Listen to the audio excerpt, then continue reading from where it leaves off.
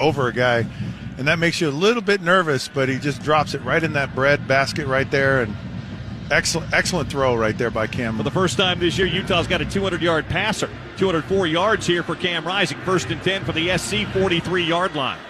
Turning to give again this time. TJ Pledger, second level. He's got the 30. There he goes! 10-5, touchdown! 43 yards into the open field and into the end zone for TJ Pledger. So great run here. Tavion Thomas was just amazing here on this run. I mean, and it was great up front. I mean, USC sold out to the run and found a hole. Was very, very patient. Good to see him back in the game there because he was really in the doghouse. I wonder what house he's going to be in now. Yeah, that was Tavion Thomas, not TJ Pledger. My apologies. It was 9, not 5, but it was 6 for scoring.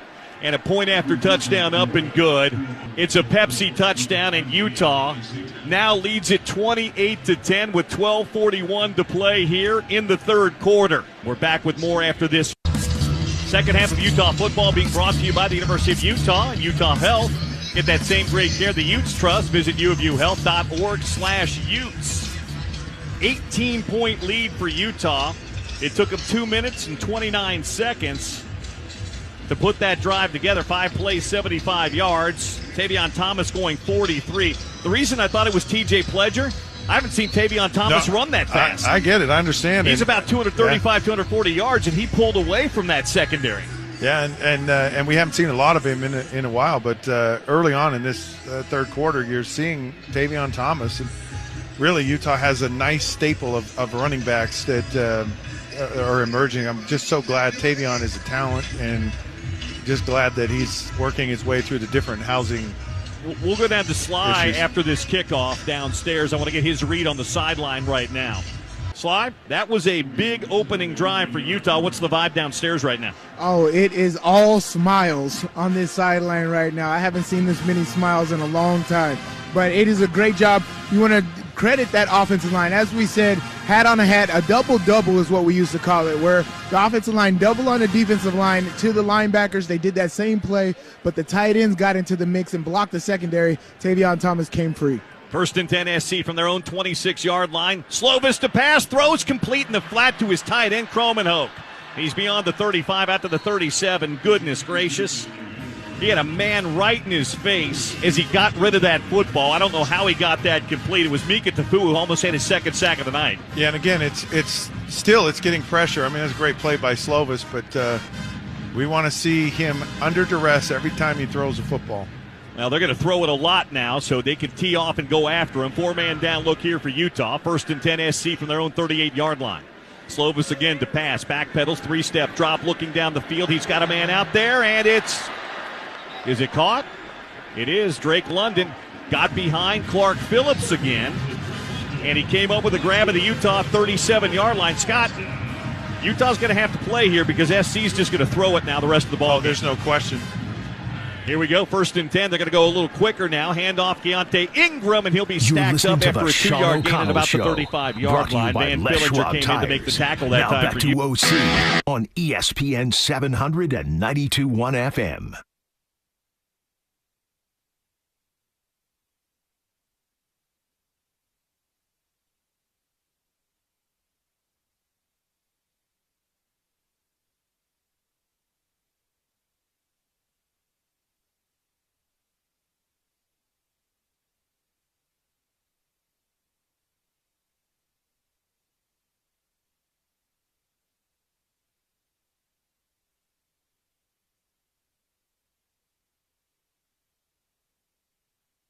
We've been waiting for this for a little while. Finally got it done. We're going to call it the Rising Report. The Rising Report is brought to you by Prices Guaranteed Doors and Windows. Every single week during this season, QB1, Cam Rising, will be here with me in studio. Cam, how are you? Welcome. Doing good. Just happy to be here. Fired up to get this show going. Yeah, man. Really excited. Glad to be back on local airways. Glad I get the guy, right? It's been what, 7 years since I had this show. We only been going for a month, and now we're going to talk every single week during the season. We are just over a week away from kicking this thing off.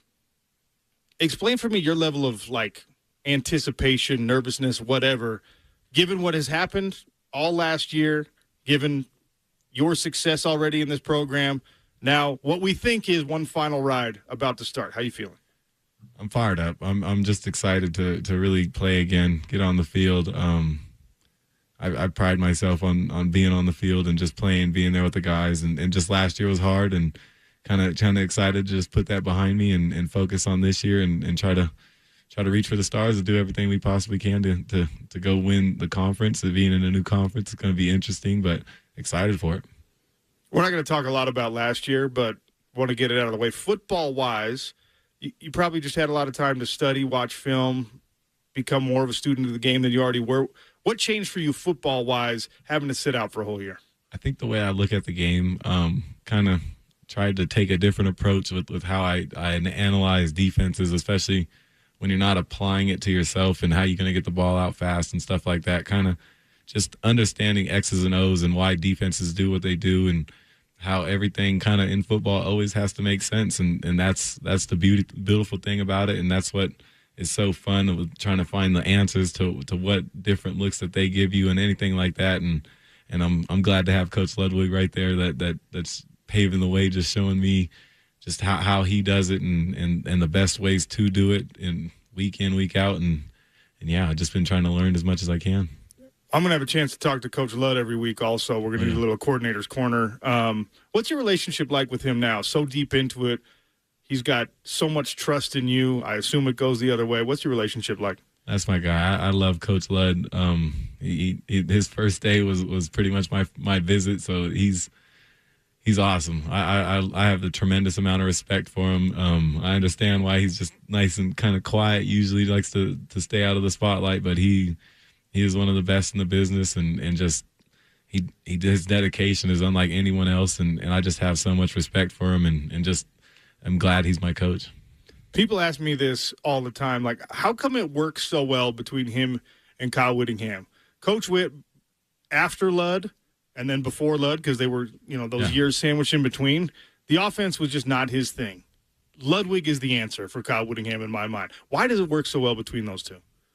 I think because they have more of an open communication. They like to talk and discuss different things. I think potentially I didn't really work with any of the other OCs or anything, but from what I imagine, I think maybe they went against Coach Witt a lot and didn't try to understand like the bigger picture of the game. And I think Coach Ludd does a good job making sure that when Coach Witt wants to take a shot, we're going to take a shot, and we're going to find another play if he thinks we should run it, or just try to get a shorter gain on a third down so that we can go for it on fourth, and just put us in a lot of better situations in football, because it's not always about just trying to take shots and or just running the ball. It's finding that balance of when to do it, and that's the beautiful thing with having those two just coming together and making sure that we're doing it at the right time.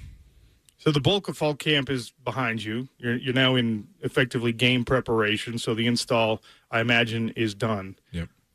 Is Ludd still installing things that are new to you this far into your career? Yeah, there's always new nuances that we learn. Coach Ludd studies tape like no other, so he's always trying to find new plays that we can kind of implement, new protections and all that. So yeah, there's definitely new nuances that we've been working on a lot, and I think it'll show up and really help us out this season. I've heard you talk about this before. The Big 12 offers a couple different schematic things than what we've seen in Pac-12 defenses for the most part. But you have some familiarity because of your time at Texas, especially with the way like Iowa State does things. Yeah. How much are you studying that big picture stuff in the offseason? I know you're now to Southern Utah, but were you already looking at every team in the Big 12 throughout this offseason? I mean, kind of. A lot of times when you watch film, it's just to kind of get a feel for the players and kind of what they're trying to do schematically against who. A lot of things that we do on offense is different from a lot of the teams in the Big 12, so it's kind of hard to always implement our offense into those. So I really like to just kind of take a look, see if I can just get a little understanding of the defense, but not go overboard in studying and just try to come with 50 plays for Coach Ludwig, because I was focused on what we can do to beat this exact defense. I would love to hear those conversations. You trying to convince Ludd to get something in there? Oh yeah, it's a pretty pretty common occurrence in the quarterback room. How much are you going to be running this year? How comfortable are you running? I feel good. I feel really good. I think I can run as much as I need to. I never really try to run as much as I do, but sometimes it just happens. Pocket breaks down. You got to get outside and run. So that's my plan. I'm not sure if we're going to have as much design quarterback run with the lead block or anything like that, but if they want to, I'm ready for it. How many times have you gone back to the sideline after a scoring drive or whatever, and Coach Ludd or maybe Coach Witt been like, hey, you got to protect yourself more? Because you are not shy about contact. You don't, like, I know you try to be smart with the slides and stuff, but all of us see that for you it's about being a competitor and moving the sticks. How often have they had to be like, hey, calm down? I don't really think I take big shots. Like I mean, I've taken some big shots that definitely are not the best situation. But I mean, it's 3rd and short, and you're in a championship game. Like, what do you expect me to do? Just slide at 3 yards behind the line of scrimmage or behind the first down line? Like, I'm not built like that. That's not something I do. But if you really watch football and watch me play, like I really don't think I take big hits when I do get hit, and you just got to learn how to fall down and how to embrace the hits that you do take. You do have a little bit of like a, I don't know, unconventional wiggle where you're able to stop the big. I don't know if it's unconventional, but everybody always tells me I'm sneaky fast or unconventional. I don't know what it is, but it is what it is. Well, that's like that's the low hanging fruit, right? He's sneaky athletic because you don't look the way that a lot of the like traditional athletic quarterbacks look, right? It's the joke that the stuff that you're not allowed to say. Like, why is that guy sneaky athletic, but that guy's just athletic? Does it bother you a little? No, it is what it is. I mean, it bothers you a little. Funny. That's all right. It's funny. Cam Rising is my guest here on the Sean O'Connell Show. We'll be talking with Cam every week throughout this Utah football season. I put out, I don't know how many questions, how many polls. We're trying to prognosticate and predict what this offense is going to look like, and the agreement seems to be that this will be more passing heavy. Is it actually going to be more pass heavy? I think so. I mean, we have rooms full of guys that can go out and play at a high level, and any chance you have depth like that outside, you can really extend it and pass the ball downfield, and I think it'll open up for bigger runs and stuff like that when we do decide to run it. So I can see us definitely passing the ball more for sure. A huge part of the passing game is obviously how you are protected. Correct me if I'm wrong. In camp, we were asking about like the offensive line, and it felt like early on, we got the 5 guys we want. We're trying to develop the depth behind them. It felt like it was happening really early. Is that an accurate assessment where right at the beginning of camp, you knew who your 5 guys were going to be? Yeah, it was crazy. I mean, I think a lot of those guys like set themselves to a higher standard during spring ball, and kind of over summer really just took advantage of every workout and everything they possibly can to be ready to go, because they did look phenomenal. And especially going against some of those D linemen that we have on our team, it's never going to be easy. And they've held their own, and I think it's probably one of the best years we've had with the offensive line, just all camp. How are the running backs coming along that weirdly in a year where you're expected to win the Big 12 Conference, college football playoff options, maybe hopes? The running game is such a constant at Utah, and that's kind of like hey, do we have what we need in this run game? There's not an obvious star, even though Makai's been incredible for this team. How's the running back room looking in your mind? It's looking good. I think we have a lot of guys that can go out there and play, and I think it's going to be by committee, just because a lot of the guys do different things and can hit holes in different ways or run routes at different speeds, just because they're a lot faster. But yeah, I think any guy that goes in will be ready to go for whatever kind of run they need to do, and even pass protection too. And I'm fired up to have them back there blocking for us. How often are you going to have 3 tight ends on the field, do you think? I'm not sure, but we definitely have a room to do it. Like there's 3 guys that can go out there and win one-on-ones and just create problems for the defense. So, I mean, it'll definitely be a part of our offense. I imagine you're not getting hit a lot, but you do have some time against the ones in camp, right? Yep. Ones versus ones, one offense versus one D? Majority of it. Okay, great. Who's making your life most difficult on that defense? I mean, Zamaya Vaughn is always just a big corner, fast too. Like it's hard to run by him, especially when he can just catch up that quickly and stuff. But yeah, he studies us a lot, and he's gone against us for a few years now, so he knows a lot of our plays. So just trying to find new nuances just to beat him is always hard. What's the conversation like inside the locker room on the expectation front, right? You know how talented this roster is. You know how you have important players in important positions with a lot of experience, yourself included, but you're supposed to stay focused on Southern Utah, et cetera. So what are the conversations like in the locker room on what you guys think you can achieve this year? I mean, we're talking about Big 12 champions and going to the college football playoff. That's our goal. That's our focus. Doing everything we possibly can to get ready for that, and we're kind of starting to switch to just 1-0 mentality and just focusing on that. That's the goal, and that's what you got to do to get through a championship season. I think it's going to be like 14 or 15 games to get to the national championship. Yeah. So it's a long season, so you just got to take it 1 week at a time and just be ready to go. Yeah, I think it's 15 if you get the first round playoff bye. Yeah. Like if you win the championship. Yeah. That's crazy. It is. It's a long season. No doubt. What are the similarities or differences in the locker room, the team culture with this particular group and the groups that won Pac-12 championships? I think a lot of those teams, kind of like the 21 and 22, like we were just starting to develop that higher standard and making sure that every group's coming along for the ride and doing it at a high level. And I think that just has started earlier and earlier for us each and every season. Guys are trying to set the standard, and the captains are doing a great job making sure that they're leading, doing everything they possibly can to bring the groups with them, and that's where I think the biggest difference has been. Cam Rising for a few more minutes here on the Sean O'Connell Show. I said we're not going to talk a lot about last year, and I promise we won't. Last year was, for me, one of the more impressive coaching jobs I have seen this staff do. Yeah. Because of all the adversity that was dealt with, all the injuries, and still found a way to win 8 games, still found a way to win important games at half strength in a lot of cases. Yeah. Did that help develop more trust between the coaching staff and the team, or did that change anything between the coaching staff and the team when, I don't know, just you were able to do it even at a compromised roster? I'm not sure, but I do think that like opened a lot of players' eyes, being like, dang, like we're just right there. We could have won a lot of those games that we did lose and stuff like that. And just, yeah, I mean, I've always had confidence in the coaches and everything that they do. I know that they're trying to put us in the best position. They do 100-hour weeks just to make sure that we're running everything that we possibly can. That's going to put us in the best position. So yeah, I think the guys already kind of knew that. So we bought in last year, and that's the reason why we were so successful and able to get 8 wins. BYU back on the schedule as a conference opponent. Yeah. You've done just about everything a quarterback can do in a Utah football uniform, but because of the scheduling situation, you haven't had a chance to beat BYU yet. Yep. You ready to check that box? That is the box that I'm looking forward to checking the most this year, I think. Yeah, for sure.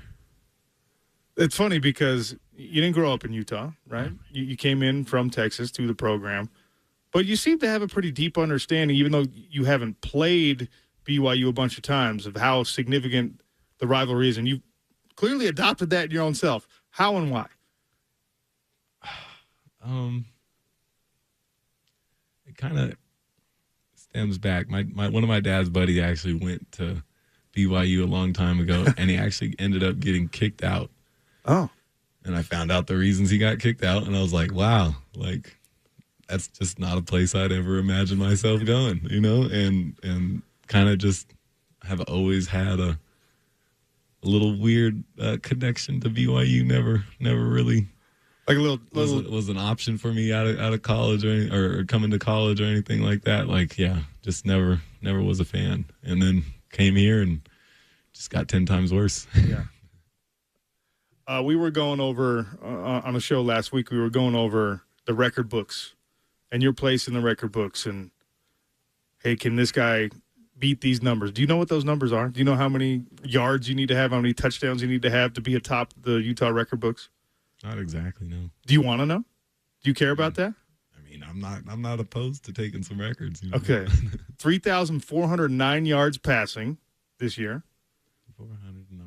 34.09 to get Scott Mitchell's career passing record. Wow. 24 touchdown passes. That we can do for sure. To take that same. And then because of your success in rushing the ball, the all-purpose touchdowns, I think you only need like 17. So if you rush and throw for a combined 17 touchdowns this year, you're atop the record books. Wow. So you're going to leave this universe. Bar, we think the conclusion when we were looking at all these, it seems like you're going to be atop the record books in a lot of these categories. I hope so. I've been here for quite a while. But, okay, you've been here. But I haven't played. But you haven't played. Like, that's something that I think gets lost in the conversation.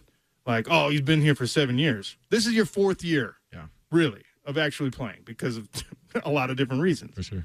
So there's no asterisks. No. It's a 4-year career. Oh, yeah, absolutely. I mean, I'm not going to be putting an asterisk next to it, so it is what it is, yeah.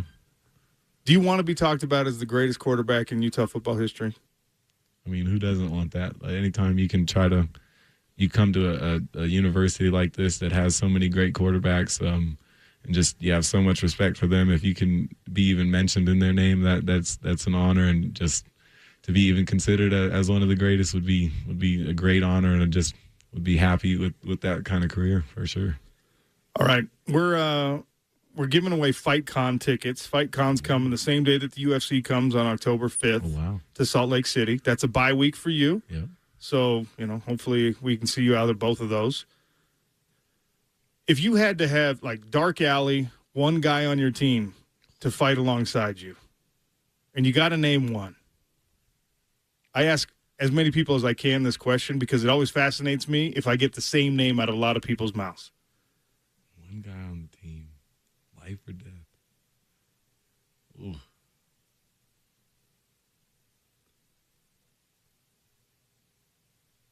I don't know if you can hear me, but I can't hear anything. It's gonna have to be one of the. Yeah, check your text, man. It's got to be right for sure. Probably Junior or Keanu. Those guys. I got your seem text. Nasty. They seem like they'll do anything to win a fight. So yeah, I'd definitely take one of those two guys. All right, that's to me that feels like as high a compliment Weddle's not as you can responding pay to a D lineman. Try him on the phone, but yeah, those guys are nasty. They create havoc, and yeah, I think they would be able to hold their own in that alley. What should we expect from Southern Utah? They're going to play a lot of quarters and a lot of cover 3 and all that, and they do some really good things. And we'll be facing a couple of old Utes, Wiz and LPJ. So fired up to see those guys and play against them, and just really looking forward to getting back on the field and playing.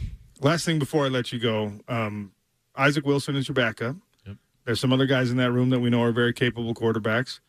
What is your role in your relationship in bringing those guys along? Because obviously you got your own craft to worry about, but if anything should happen, you want to make sure the team is still set up for success. So how active a role do you take there? I just try to ask questions, questions that I think would help the room that understand things better. Just try to give my 2 cents with any play, just to if it can help them at all, I'll try and do it. And I think they've been doing a great job just listening to when I give those little tidbits of information, just because sometimes I like to simplify as much as I possibly can so that I can have a better understanding. Can you hear me, of the James? Because I cannot hear anything, so I don't know. Am I doing anything when the interview's over, or is it going straight to break? Making sure that they listen and apply it to their game. Cam, appreciate you doing this. Sure. Glad that we're going to be doing it every week throughout the season. That's the starting quarterback for your University of Utah football team, Cameron Rising, brought to you by Prices Guaranteed Doors and Windows. We'll hear from him every single week on the Sean O'Connell Show. This. First and 10, Utah coming out of this timeout. A lot of time to play still, though, fans. Be great to be able to pay this drive off. We'll see. Empty backfield. First and 10 for the USC 40. Rising by himself. 5 wide look. Surveys, throws. Caught at the 30 and out of bounds inside the 30 near the 27-yard line. That was Dalton Kincaid with his second grab of the night. That'll be good for, we'll call it about 13 yards and a first down. Hey, and here Utah is lining up 5 wides and throwing the ball on first down with an 18-point lead here going in. That's a team that's being aggressive and smells blood in the water. Yeah, they're not taking their foot off the gas right now, that's for sure. Under center this time, Mekhi Bernard, the tailback behind him. Turn and a give. Bernard straight ahead. Not much. He picked up a yard, maybe 2. Mark him down at the 25. 2nd down and 9 coming up here as the clock approaches 10 minutes to play here in the third quarter. Nick Figueroa with the tackle off the end spot that time for USC. Utah going to go with some tempo now on 2nd down and 9. Rising. Throws the bubble screen out. He's got Covey to the 20. Britton on his feet inside the 20 and down to about the 17-yard line. He'll be about a yard shy of first down yardage. 3rd down and 1 coming up. Yeah, great job here with these wide receivers executing on this pass. And a good throw by Cam, too, where he gets it out quick and accurate, getting Covey in space and let him make guys miss. And just a great 2nd down call there. Money Parks in the ball game. Chris Curry in the ball game for the first time. 2 tight ends left. Receivers split left and right on 3rd down and 1 from the USC 16. Rising's going to keep it himself. Cam's got the 15. Cam's got the 10. Still on his feet. In the end zone. Touchdown! Oh, my goodness! What a run! The pride of Newberry Park. Cam Rising with a 16-yard touchdown run. And Utah's poured it on the Trojans. Oh, my goodness. What a great play here. I mean, this is incredible here. Cam Rising, great call, by the way. That kind of is a Jaquindon Jackson deal there, but, man, he runs it so well, and he gets hit and protects the ball, spins, got guys tackling him on his legs, and just maintains his balance. Just great athleticism. That's that added dimension, again, coming to fruition here with Cam Rising. He's laughing as he's coming to the sideline. Todd Orlando, apoplectic, the defensive coordinator for SC on the sideline. The PAT by Jordan Noyes up and good. And that Pepsi touchdown makes it Utah 35 and USC 10. 4 plays, 40 yards. Rising now on the night, 16 of 19, 226 yards and 2 touchdowns, plus 4 rushes, 27 yards, and a touchdown. Bryant and Katie Nixon back deep for USC. Jordan's kick will not be returned this time, I don't think. Or yes, they will. Bryant will bring it out. 2 yards deep in his end zone. Gary Bryant breaks 1 tackle, but not another, and he'll be swallowed up at about the 21-yard line. How about the last 4 possessions for the Utah offense, Scott? 5 plays, 75 yards, touchdown. 7 plays, 77 yards, touchdown. 5 plays, 75 yards, touchdown. And 4 plays, 40 yards, touchdown. Yeah, we don't even have that last drive. Or was that last drive? Yeah. So pretty impressive. Yeah, and you just got a team that's just willing to be aggressive and throw the ball down the field and take shots, and you've got athletes that can make plays. SC 1st and 10 from their own 21-yard line, trying to throw the screen out in the flat. It's complete there, but short yardage at best. Good job reading that screen out wide. That was Clark Phillips coming up. Drake London couldn't block him, and they cut down Ingram after a 1-yard gain. Yeah, and Slovis had to pump fake it because he had Tafua kind of in his face there, and it delayed it, which gave Clark Phillips enough time to get around the block. 2nd down and 9 from their own 21. Clock running 8.5 to play here in the third quarter. Utah 35, USC 10. Slovis to pass again. Pressure coming up the middle at him. He dumps it off into the flat. He's got a tailback there. That'll be Ingram, who's belted out of bounds at about the 32-yard line. Nika Tafua came over and made sure he wasn't going any further up the field. That is. You're listening to the Sean O'Connell Show from the Murdoch Hyundai Studio of ESPN 700 and 92.1 FM. Welcome on back to the program. It is the Sean O'Connell Show. His boy Zachariah filling in right here, ESPN 700. Hopefully you enjoyed the first Rising report. I found the interview to be very interesting, and I think that there is a certain group of fans of a certain school that might have particularly found that interview to be interesting. Obviously, the comments on the BYU, he's a Cali kid, came from Texas. Why would the BYU thing mean so much to him? And without getting into too much detail, basically said that, his dad's friend a while back got kicked out of BYU for, reasons that he didn't necessarily agree with. So That adds a little, I mean, not that the Holy War needs any more fuel added to it, but that adds a little more to it. It definitely does, Zachariah. And we were, right after we got done taping that with him, because full disclosure, we did tape that a couple days ago. That's how this will go. I think that's fairly obvious, James, as OC is not here today. So I think people put two and two together. But yes, that's how these things will go because of Cam's school and football schedule. That's how these things will end up going. But as soon as we got done taping that, Zachariah, we all went, man, that's a good BYU story, man.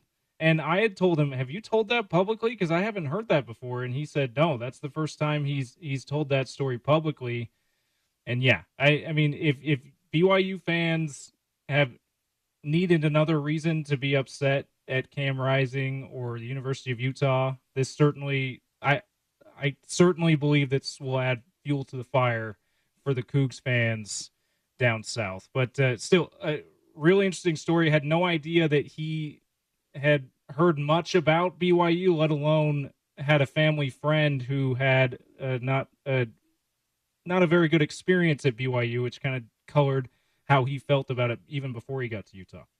Yeah, and again, not that the holy water, not that the Holy War needs any more water, fire, whatever you want to say, added to it. But yeah, come week 9, that's going to be an amazing game. I'm hoping to come out for it. It will be home for the Utes, and I think the Utes have a clear, better roster. But as we've seen over the years, just having the best, most talented roster does not necessarily guarantee you a win. And those are the type of games, rivalry games like that. People talk about it in the NFL all the time where, you got to throw the records out the window, they say, or, throw the stats out the window, because a lot of times there's just more that goes into it. It doesn't really make sense much to me. Not that I ever played at that level, but I'd never remember going into a game and trying harder or playing better or worse based on who the opponent was. But it's pretty indisputable when you look at the stats that certain guys play, like if they're playing their former team, they'll have, if it's a wide receiver, they'll have 8 catches and 160 yards and 3 touchdowns, And it's not that they played poorly other weeks, but for whatever reason, when they play their former team, they play better. Now, you should play your hardest at all times. It shouldn't matter if it's a former team. It shouldn't matter if it's a rival. But people, as they say, quote unquote, get up for certain games. It kind of irritates me because I would like you to get up for weeks 1 through 12. If I'm a Utah Ute fan, I want you playing as hard against Southern Utah as you do against Oklahoma State. But it's just not always the way that it plays out. And yeah, those comments were obviously eye-popping to me. I was sitting back there like, damn, this guy said, and all of the questions that OC answered, I felt like he actually answered. There wasn't a lot of quote-unquote coach speak, because so often times in this day and age, especially with Twitter and TikTok and Instagram, all these people, the second you say something, it's going to go everywhere. And I know damn well that Lorenzo, one of the other producers for the Sean O'Connell show, I know that he did a promotion with that BYU answer, getting people to listen to the interview today. And that's just, it's not our fault. And what I really hate is when media people say, oh, don't give them any fuel or don't say anything controversial, knowing damn well that that's what you want as a media member. You want these guys to talk. So seriously, don't look at the player or the coach and say, oh, he's too controversial or he says something too much, and then sit there and go to the next guy who is doing what you said that the controversial guy should say and go, oh, he's boring, he never says anything. Seriously, the amount of time we crucify people for having personalities, coaches and players in particular, has baffled me as a media member, as I've kind of started to grow in this business. I'm like, don't we want personalities? Don't we want them to be colorful? Rex Ryan was a guy who was much maligned for that when he was coaching with the Jets. They're saying he's poking the bear too much when he said that. Well, the great line about kissing my rings. Loved it when, they loved it when he won. Yeah. Right? And he did go to 2 AFC championship games. They loved it. They said, oh, he's a motivator. He gets his guys fired up. He's a fantastic coach. Soon as he loses, oh, he poked the bear. He shouldn't have said that, blah, blah, blah. So, look, there are levels to it. I don't want people to say really dumb stuff. I don't want people to say hurtful stuff. I don't want people to say things that will take away from the reputation of the program. But guys like Ocho Cinco that like did all that stuff, and that's entertainment. And T.O. got killed for the stuff he did too. And it was just, I mean, we're setting aside the push-ups in the driveway stuff, but the stuff before that is a Niner, and some of the stuff before that is an Eagle. It was like, that's just entertainment. That's what we want, right? Yeah, and there's other guys, the stuff that you should be focusing on is what guys do off the field or away from the microphone. If they're committing crimes, domestic violence, DUIs, drug charges, stuff like that, gun charges, like the Ja Morant thing, that's obviously not good. I don't want that, even though it does provide fodder for a show. We can bring it up, but I don't like, that's why I don't watch the news, because the news is nothing but depressing, horrible stuff. But what I'm saying is I will never knock a guy for having a sound bite. And in this instance with Cam didn't say anything horrible. Cam didn't say anything, like, God forbid, knock on all kinds of wood, and I don't want to get the Ute fan base mad at me, but God forbid they lose to BYU. There's going to be somebody that's going to come back and go, you shouldn't have said that about, but he didn't say anything wrong or disparaging or mean. He said, this is my life. This is my father. This is my father's friend who went to the school, and I don't like the reasons for which he was kicked out. So I've always had a little something for BYU, and it was never a school that I was looking at to go play for, and I'm really excited to play them and hopefully beat them. There's nothing wrong in that statement. Now, will it grab a headline? Absolutely. Are BYU fans that are currently listening, they're probably listening to the BYU station, but if they don't get reception for it or whatever the reason is, they're listening to this station. We definitely have some Cougs in our listenership for sure. Okay, shout out to the Cougs fans for tuning in. But yeah, the ones that are listening, they probably are pretty upset at what. They're gonna said for sure. They're gonna feel some type of way, and I don't know if it's gone viral yet, or because I know the tweet's been out and now the interview's out. But the bottom line is, Cam did not do anything wrong, and you know what? God bless him, because again, there are levels to what your statements are, and some of them can be bad and stupid to say. This was not an example of that.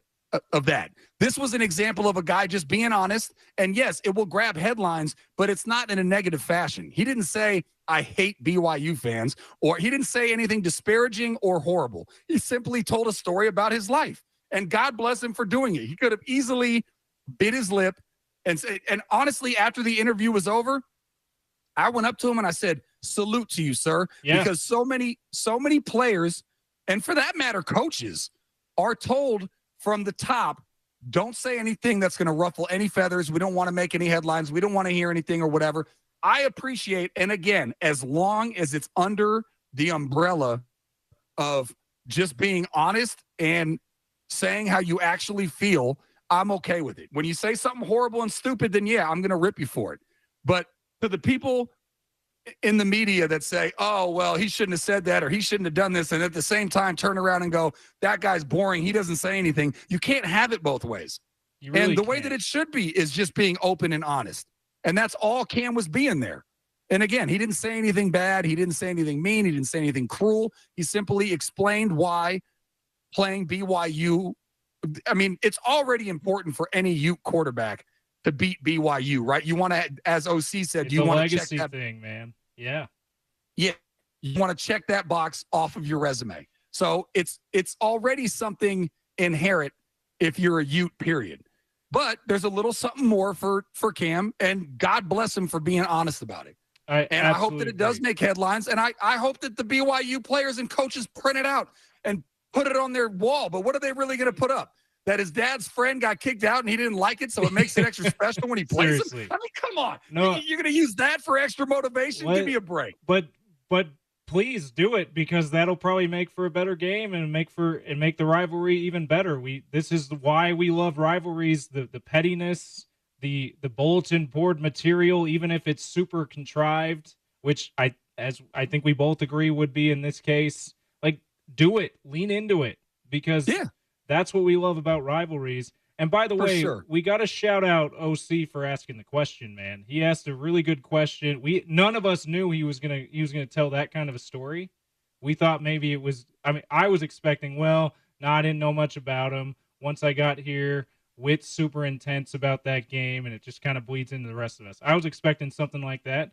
OC goes, "You seem to really lean into you seem to really buy into this rivalry. Why is that?" And I mean, it was a terrific question that set up for Cam, given an answer that none of us expected. No idea he had a personal vendetta against BYU before he came to Utah, and now we all know. And just a terrific story. Hats off to Cam, and hats off to OC for pulling that out of Cam today on our first Rising Report. Yeah, for sure. And you can check that out all over social media at ESPN 700 on Twitter. I'm at Zach Sports, ZAK Sports. All retweeted. I retweeted the proper YouTube link. We've had technical difficulties throughout the morning. I was about to say it is on the stream. We've had the technical difficulties with audio throughout the show here, the stream and otherwise, but we've been able to rein a lot of that in, and we do have the stream back up. So that's it'll be on the stream. If you missed it later, you can always go back and watch the stream at ESPN 700 Sports Utah on YouTube. There you go. So, we're working out the kinks. Bear with us. As frustrated as you are, you can multiply it by about 1 billion for James and I. Hey, man, we're getting through it, man. We're more than halfway through. We're going to have a great second half of the show. How about that, right? Let's go. I'm very much aware of that.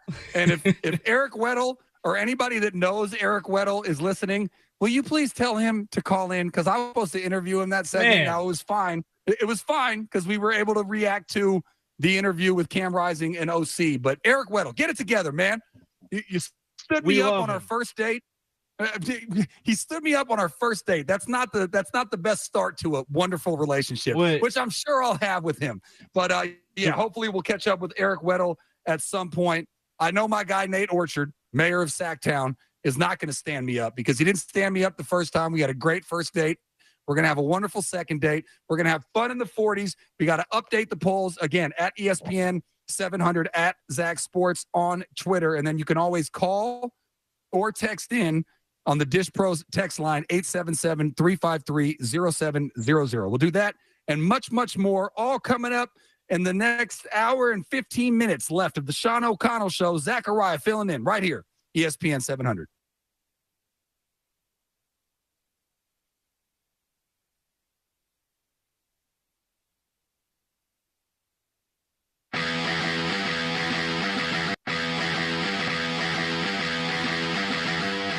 Thomas stays in the ball game, 1st and 10, Utah. They move it out to their 31-yard line.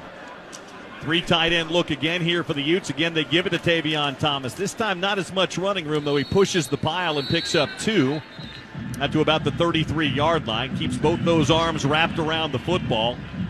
And now Utah might go with a little tempo. They're not going to huddle up here. They will go with some tempo here. 2nd down and 8 from their own 33-yard line. Rising brings them back to the line of scrimmage. SC with 7 now in the box. Rising's going to pass here on 2nd down and 8. Surveys, throws over the middle, completes, got a tight end. That's Cole Fotheringham, who spins out of a tackle at the 40 and down to the 43-yard line. That'll be good for a first down. Yeah, very, very wise throw, very, very patient. This is a safe spot here. Got a whole bunch of options there, and Fotheringham does a nice job of catching the ball and spinning out. That's kind of his route. He caught a few of those against Washington State, too, and that's there all the time. Right, and it is, but it's also the location of the pass. It's low, so if he does drop it or misses it, it's not going to be a tip pass for an interception. Now TJ Pledger checks back in the ball game, and Cam Rising changes the play at the line of scrimmage. 1st and 10 from the Utah 43. Play action roll. Looking down the field, looking for Vele down the field. He overshoots him. There was a collision and no flag. And now we've got a flag here on the near sideline.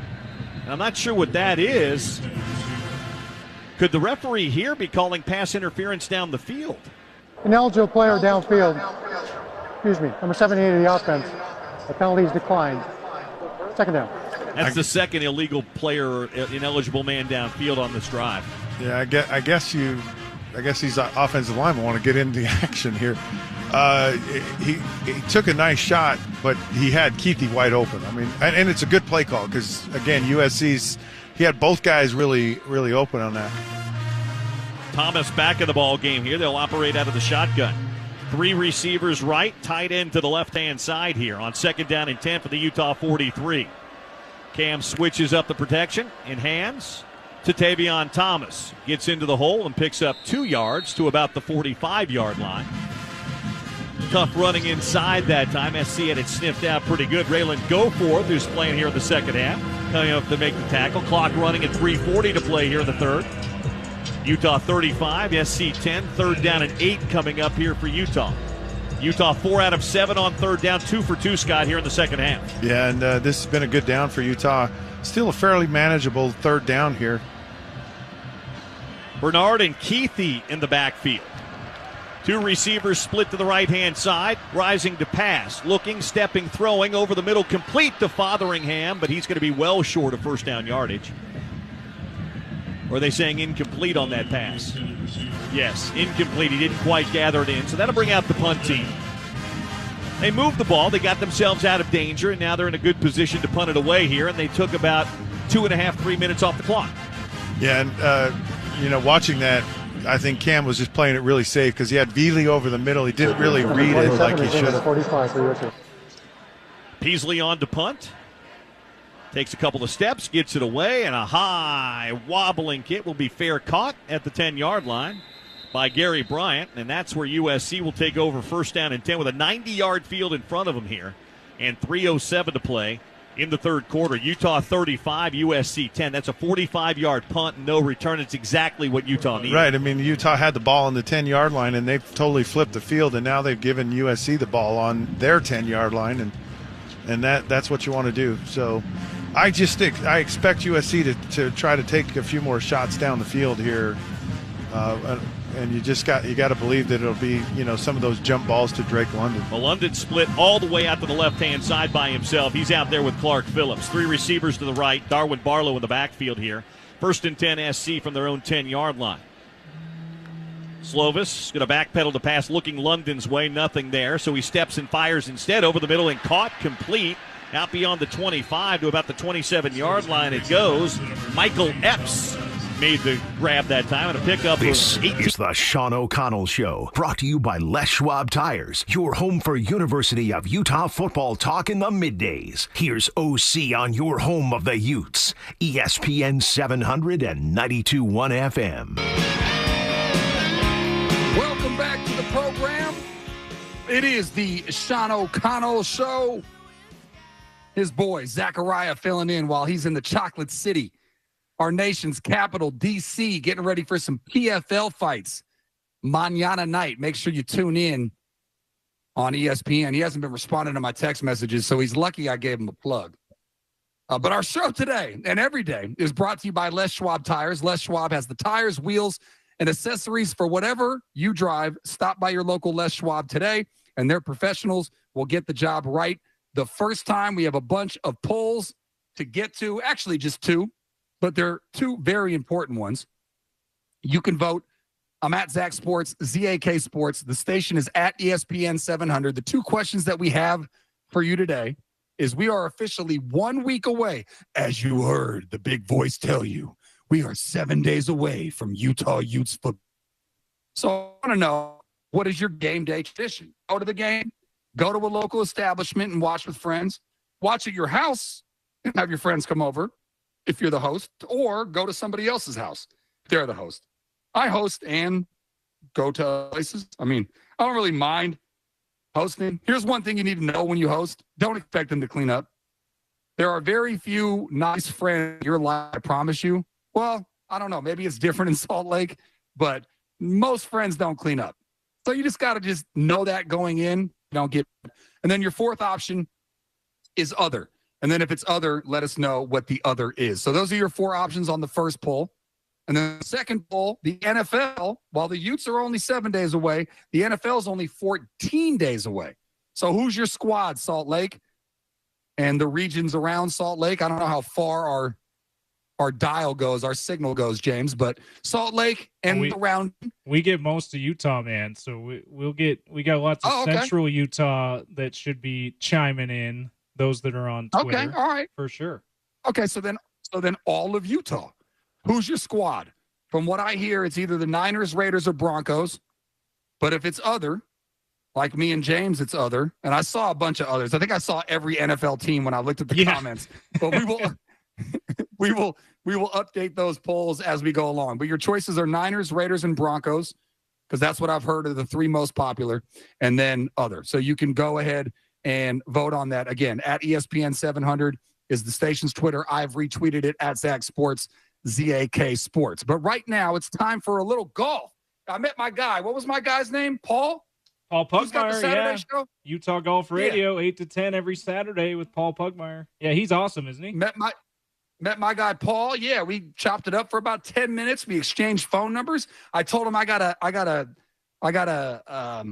golf course like 5 minutes from my house in the Berkeley Hills. He was actually flying to San Francisco today. He's probably not going to make it on this trip, but he and I are going to shoot 18. Love it. He said anytime I'm in Utah, if I'm there for more than 48 hours like I was on this last trip, he said that he would take me out and hook me up. But speaking of golf, James, it's the PGA Tour leaderboard update brought to you by the Salt Lake City Golf Courses. Download the SLC Golf app today to book your tee times. James, what is the event? Because I'm not aware. It's not the playoff yet, right? What's the event? We are in the playoffs. Oh, it is? Okay, I should be watching that. It's the second round. It's the second round of the FedEx Cup playoffs, the BMW Championship. Okay. I believe our guy, Tony Finau, won this last year. Anyway, he either won the last week's FedEx St. Jude Championship or the BMW a year ago. He did really well in the FedEx Cup playoff last year. But anyway, our leaderboard update, the BMW at Castle Pines Golf Club. It's a couple of Koreans at the top of the leaderboard. At 4 under, it's Im Sung Jae, and then Kim Si Woo at 3 under is tied for second with American Keegan Bradley. And speaking of Tony Finau, he's doing really well, tied for fourth, just 2 shots off the lead at 2 under, and he just started his round. So he's really good first couple of holes for him. Let's see if we can find some of the bigger names. Xander Schauffele and Scotty Scheffler. Schauffele's your guy, right, Zachariah? Yep. That's your favorite guy. They're tied for 11th at 1 under, but just 3 shots off the lead. So you go. There's our PGA Tour leaderboard update. The second leg of the playoffs. I believe this is just the top 50 in the PGA. They start last week. I think they had a field of 70 or 80. They no cuts. They just narrow the field down as each event goes along. So the last one I think is next week, and that's I think like 20 or 30 guys.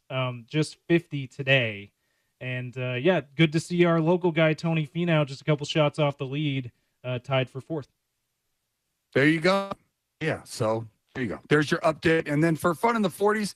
Short segment here because unlike Eric Weddle, who we still love, E-Dub, you just gotta not duck us, man. Let's get this going next week. I don't know the man. I know of his career, admired his career from afar, know he's a great Ute, Super Bowl champion, played with like a torn whatever in the Super Bowl. And, I chopped it up with Sly at the sales party as well. And he told me that he texted him at halftime and that Eric actually responded. I'm just saying, this is my debut interview with him. And the guy stood me up at the altar. I'm standing there in my tux, all my friends and family are out there. Looking fresh. You got the priest there. Yeah. And I'm just, where's Eric? So anybody that knows Eric that's listening, call that guy and tell him to call in. He owes me an interview. I mean, I guess we could push it for tomorrow. He can make it up to me tomorrow. Yeah. But still, getting off on a bad foot. So it'll be a short segment here because Nate's not going to stand me up at the top of the hour. So what I'm going to do for Fun in the 40s is I'm just going to describe my room. Assuming we are live on YouTube Live. We are. Here we go. Now, this is not the setup that we were going for, but Look, they just yesterday sent me home with a Roadcaster Duo. A Roadcaster Duo. It's like a little, I should send a picture out on Twitter, but it's got all these fancy colors. Remember the memory game where you have to go like orange, blue, yellow, blue, green, you know? So that's kind of what it looks like. So anyways, we've been trying to get that set up all morning. We've been trying to do YouTube Live. We've been trying to play OC's interview with Cam Rising. We've been trying to do a bunch of stuff. So my background's going to look kind of similar, but not much. Okay, so right there, if you're watching on YouTube, that would be me in my Contra Costa. Oh, that's you. Junior college. Yeah. Contra Costa junior college basketball uniform. No, I did not paint that myself, but somebody made that for me. So it's like 4 feet tall. It's pretty big. So that's me right there. That is a basketball lamp right here. That's a basketball lamp. I didn't realize that was a lamp. I thought it was just a ball on your. No, on it's your a ball with it. You can put it. I'll put a light bulb in there right there. I'll put a light bulb. Oh, I right see there. it. Okay. Now right here, I'm going to try to get as much Salt Lake stuff in here as I can.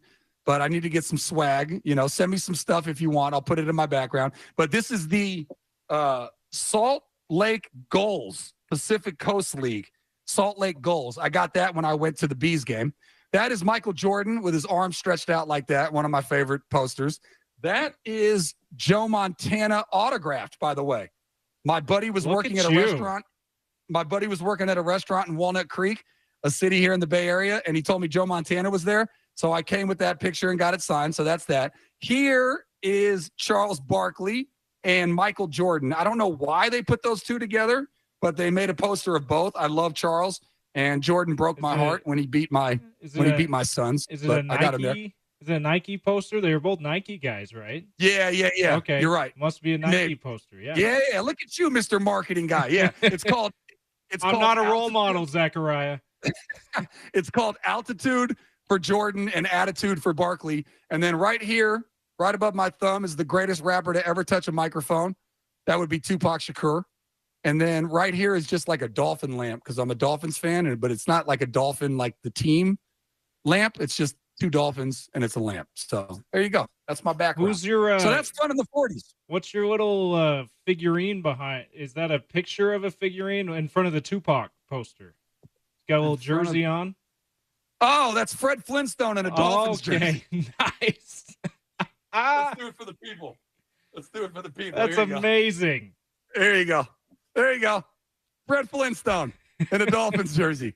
There you go. Go Dolphins. Spins up. All that good stuff. All right, that's my background. I figured I'd have fun with it since we got the YouTube live stream working. All right, coming up next, he is the mayor. That's right. If you want anything Sac Lake related, you go to the mayor of Sac Lake City. By the way, why wasn't he at the sales party? That's going to be my opening question. I thought I was going to see him there for sure. We need to know because so at first he said when I texted him about it weeks before, I asked him, "Hey, can you make it?" He said probably not. And then the day before he said I might be able to roll by for a few minutes. Anyway, he must have been busy with a lot of advanced window product stuff. But yeah, you need to ask him that question. See why see what he's up to. Yes, I'm going to open with earlier this week. I get that you're the mayor of Salt Lake, but why did you big time ESPN 700? So we'll start with that. And then again, 7 days away. 7 days away, people. We will update the polls at the top of the hour. We're 7 days away. We want to know what your game day tradition is. You going to the game? You going to go to a restaurant or a bar? Are you going to have people at your house? Are you going to go to somebody else's house or other? Are you going to sit in the garage and listen to it on the radio right here? I mean, you should listen to it on the radio no matter where you go. You can always just slide a little pod in. You know, it's kind of like hearing aids now, James. You can't even tell that they're there. So you should listen to it because we get the ratings when you listen to it. You got to listen to Bill give you the play-by-play. But what is your other if it is other? We'll talk about that and much, much more with Nate Orchard, top of the hour. You're listening to the Sean O'Connell Show. Zachariah filling in right here, ESPN 700.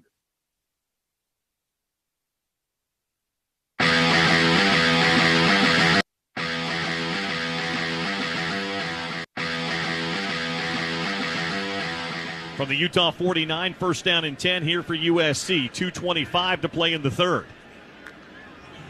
Trojans Blitz off the edge. Slovis throws it away. Nobody there. Is that grounding? That's got to be grounding. Did he get outside the 16 box? was in the area of the pass. Oh, wow. Yeah, 16 really wasn't in the area. He was about 15 yards further downfield. That was Taj Washington, but it was Malone Mataele coming off that edge on that nickel blitz. And an interesting look. I mean, Utah sold out. There were no safeties in the middle of the field, giving Slovis different looks. 2nd down and 10 from the Utah 49-yard line now as they hand it off. Darwin. Hold. Yep, there's a hold. There's the flag. He goes for nothing, Darwin Barlow, and that's going to back USC up 10 yards. And if you're Utah, you don't care about the down. You back them up Holding. the yardage right now. 74 of the offense. This is a 10-yard penalty. It's still 2nd down. Because, Scott, now I think we are in 4-down territory wherever USC happens to be. Have to be. What's weird is the first 2 plays they throw the ball down the field and then they get kind of concerned. I'm not complaining. I just don't understand it. So it'll be 2nd down now and 20, all the way back at the SC 41-yard line. Barlow stays in the game as the back. They split London way out wide to the left-hand side. He's man-covered out there by Clark Phillips. Now Slovis backs up into the shotgun again here on 2nd down and 20. Waits on the snap, takes it, backpedals, 4-man rush, throws it out into the flat. He's got Barlow there. Barlow is not going to go very far. He gets beyond the 40 and now pushes it a little bit. Not a bad game. Utah actually had him for a minute, and then he picked up about 6 yards after the 47-yard line. So 3rd down, and we'll call it 14 coming up here for the Trojans as we go under 90 seconds to play in the 3rd quarter. Utah leading it by 25. Yes, I said they're leading it by 25. 3rd down and 14, 2-down territory perhaps here for USC. Slovis ready. Now he'll change the play at the line of scrimmage. Minute 10, minute 9, minute 8 as the clock continues to run. Utah shifts it personnel now. Slovis backpedals. 4-man rush off the edge. Throwing down the field. London incomplete. Clark Phillips knocks it away. Phillips getting better and better as the night goes along. Breaks it up again. And that'll bring up 4th down and 13. Make it 14. And the punt team comes back out for USC. Great job by Clark Phillips. I mean, he's one-on-one here, but he knows that he gets to about 15 yards. He just sits on the route so nicely and drives on the ball here. And he still keeps a hand on Drake London. Textbook coverage right there by Clark Phillips. Griffith's punt is another wobbler. It's high. Covey's just going to fair catch it at the 11-yard line. 54 seconds to play. Utah will take it 1st and 10 at their own 11-yard line. Here's the other thing that happened. Clark Phillips on the back pedal was watching Slovis. Slovis never left Drake London. He looked at him the whole way. Yeah, he was just like dialed into him. He knows anytime he gets one-on-one coverage, I mean, he's going to throw it to Drake London. Why not? I feel like we're in a table tennis match here. It's like Utah gets the ball on the 10-yard line, then they give it back to USC on the 10, and that's back and forth here, which is good. I'm not complaining. It's a good thing. That's like the 3rd time you've said that in the last 5 minutes. 1st and 10 Utah. They'll mark it at the 12-yard line. Tavion Thomas, the back of the backfield. Cam Rising in the shotgun here on 1st down and 10. Play action. Cam looking up the field, down the field. Caught! Britton Covey! Beyond the 35 and out to the 40-yard line goes Covey, a pitch and catch of 28 yards. And Cam Rising has a smile on his face. He's just like, what a great call. I mean, USC sells out to the run here, and a perfectly thrown ball, getting it to the outside. I can't tell you how often so annoying it is when these quarterbacks don't throw the ball to the outside and press coverage, giving Covey a chance to catch that ball. Clock running inside of 30 seconds to play here in the 3rd quarter. 1st and 10 Utah. From their own 40-yard line. Rising under center, turns and gives it Tavion Thomas. Tavion breaking to the outside. Your Utes. Let's get back to OC from the Murdoch Chevrolet studio of ESPN 700 and 92.1 FM. Welcome back to the program. 2 hours in the books. One more to go before we get you to Spence Checketts, and we will be joined by the mayor of Sac Lake City, Utah. And I'm going to get on his, at some point, I'm going to get him to allow me to have his username and password so I could run his Twitter account.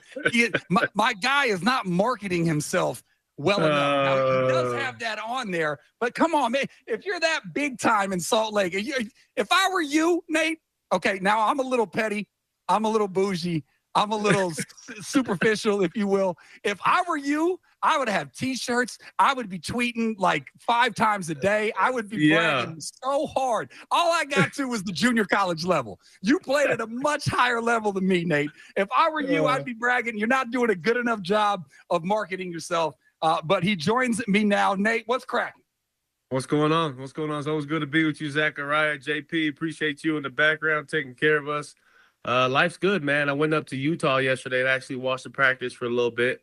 And I must say I was impressed. I saw some really good things, man, that just looked really promising. And to see the leaps and bounds that a lot of these guys are taking, especially the young guys, this is really exciting time for Utah football.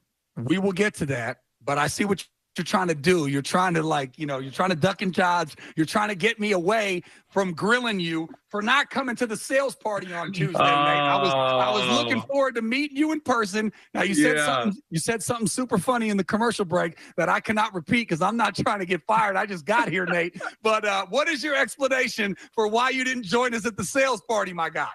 Yeah, just advanced windows, window manufacturing company, and just stuff comes up, customers and, meetings. The next thing you know, I lose track of time and I'm like, shucks, I should have made it over to see you, but my apologies.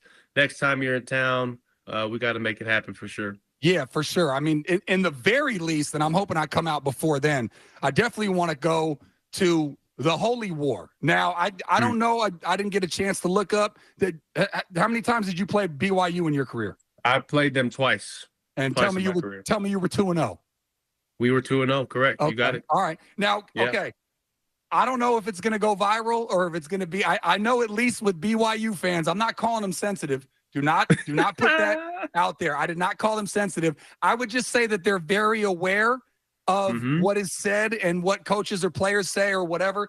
But before we get to Cam's comments, I want to ask you, how was the experience for those 2 games? Is it as big as OC thinks it's one of the most slept on rivalries in all of college football because people don't talk about it a ton nationally? But from your experience, how much upped was the ante, the vibe, the energy, everything surrounding those 2 games when you played them? Oh, and OC's right. It's definitely a rivalry that's slept on because here in the States, man, it is everything. And it means everything to BYU fans, Utah fans. And I know, we came close to having a solid decade where we were just whooping on them, but they got away with the last one. And, it's nice that it's back. It's nice that it's back. It only feels right. We had Colorado as our rivals, towards the end of the year, every year.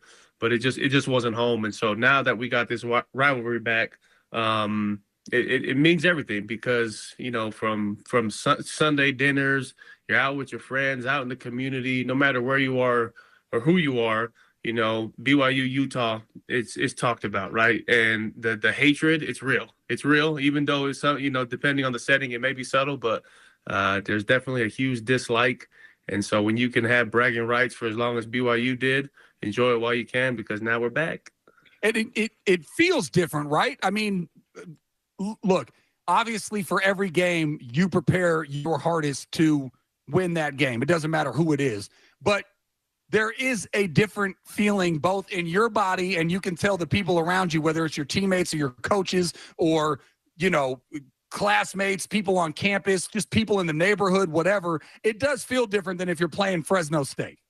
Oh, without a doubt. And I hate to say it, but there is it's a love-hate relationship with a lot of hate, a little more hate than love. And so when I'm telling you, whether it's in a church setting or dinner out in the community, I'll even go into customers' homes and they'll know who I am and be like, I think you came to the wrong house, and just like giving me a hard time or you're wearing the wrong colors. What are you doing here? Yeah. All just fun and games. But as a player on the field, it's a whole nother level of just competition and just knowing that there's a lot more on the line than some people think.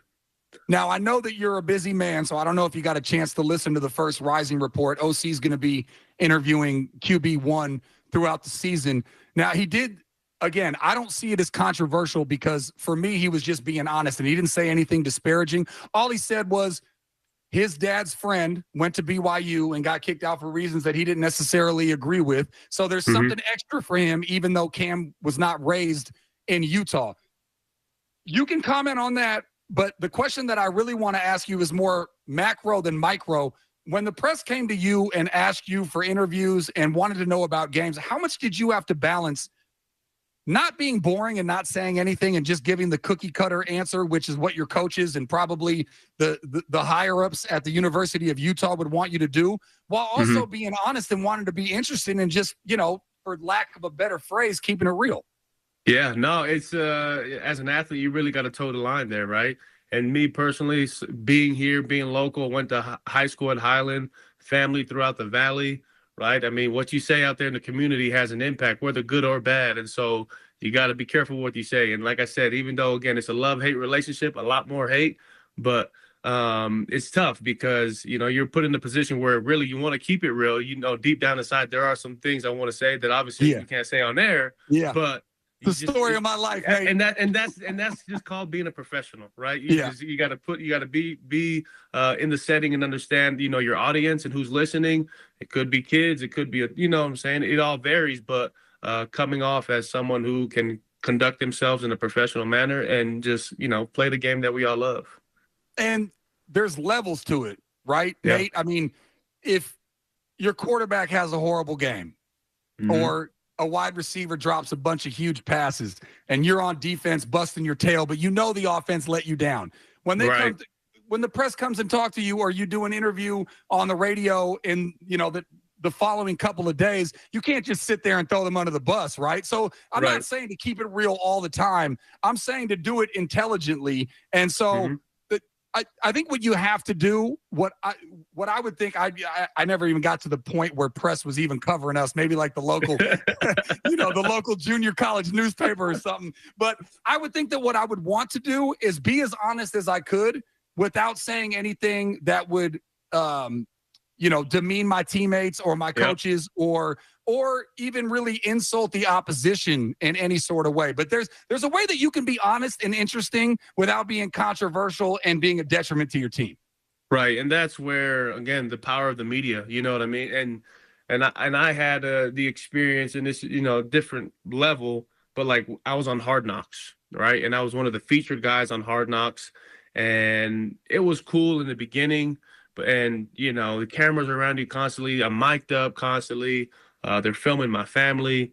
And I know what I'm doing, right? I'm going to get my root canal done in between practices, and coming back, my mouth is numb, and I can't feel my mouthpiece. But you don't see that kind of clip inside of what they're, portraying. And so, with the media, what you say and what you do, no matter how good or bad, they're going to portray it however they want, right? And they'll add their spin to it. But as an athlete, you have to be careful and control what you put out there, because you just never know, who's out there and who might be out to get you. Yeah, for sure. All right. Well, Nate, we're 7 days away. I've been asking the question, what is your usual game day ritual? Now, I mean, for you played, so obviously that was totally – actually, you know what? Let's start there. I didn't even think about that. What was your game day ritual when you were a player? Yeah. So, pro or college, let's say my time at Utah.